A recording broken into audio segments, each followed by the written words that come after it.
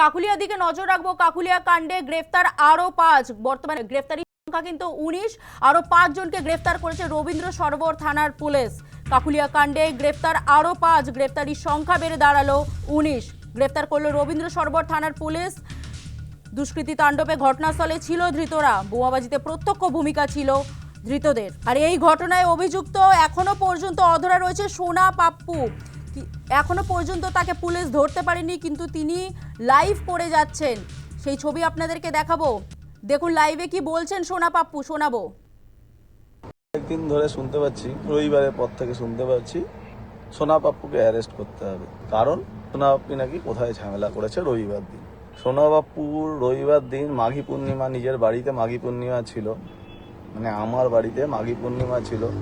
সকাল থেকে পুজোয় বসেছিলাম উপবাস করে, রাত্রি 10:30 পর্যন্ত পুজো চলেছে। আমার বাড়ির ক্যামেরাতেও আমি আছি, প্লাস আমার ওয়াইফ লাইভ ছাড়ছিল, সবাই নিশ্চয়ই দেখেছে। আমি সশরীরে আমার বাড়ির পুজোতে হাজির, সেখানে আমি ঝামেলা কি করে করতে যেতে পারি অন্য কোথাও? আর রইল, কারোর সঙ্গে যদি আমার ফটো থাকে তাহলে আমি দোষী হয়ে গেলাম।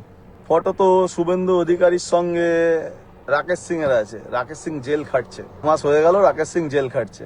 শুভেন্দু অধিকারীকে কেন রাকেশ সিং এর দোষে শুভেন্দু অধিকারীকে কেন অ্যারেস্ট করেনি? তাহলে তো শুভেন্দু অধিকারীকেও অ্যারেস্ট করা উচিত। রাকেশ সিং দোষ করেছিল তাই রাকেশ সিং জেল খাটছে, শুভেন্দু অধিকারী কিন্তু এখনো অ্যারেস্ট হয়নি। তাহলে তো সবার আগে শুভেন্দু অধিকারীকে অ্যারেস্ট করা উচিত। আমার সঙ্গে বাবুসোনার ফটো আছে, নিশ্চয়ই আমার এলাকার ছেলে ফটো আছে। অনেক সময় অনেক কাজে আমার কাছে হেল্প চাইতে আসে, আমি জনপ্রতিনিধি হিসাবে আমার কাছে অনেকেই আসতে পারে। তো ফটো থাকলেই যে আমি দোষী হয়ে গেলাম তাই না তো।